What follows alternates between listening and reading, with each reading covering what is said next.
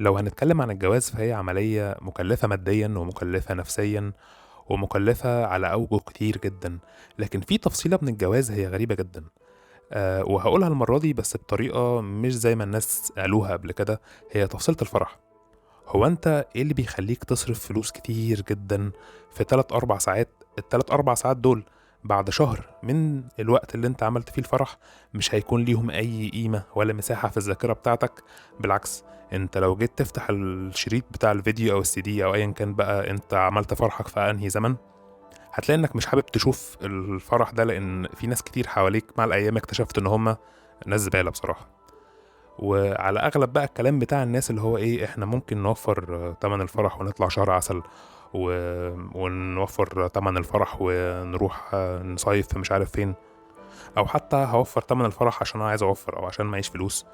بتلاقي ان قبل الفرح بشوية وقت يعني الشخص بيتعرض لكمية ضغوط كبيرة جدا، والعيلتين بيتعرضوا لضغوط كبيرة تحس انها ضغوط من مجلس الامن، اللي هو هم اتفقوا مفيش فرح، لا لا لا، الناس تقول ايه والناس هتعمل ايه والكلام الفارغ ده.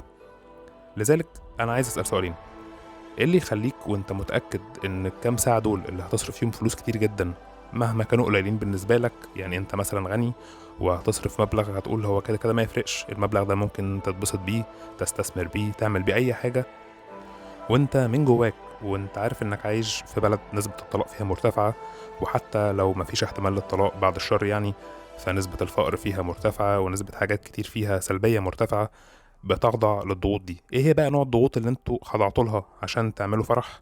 وايه اللي يخليك طول الوقت بتقول انك برضو الجواز ده مشروع فاشل ومع ذلك بتعمل المشروع الفاشل ده؟ طبعا الموضوع دارك شوية وموضوع فيه أسئلة كتير وطاقة سلبية كتير، بس دينا بنفتح موضوع للمناقشة. مستني رأيكم في التعليقات، واستنوني في فيديو جاي. سلام.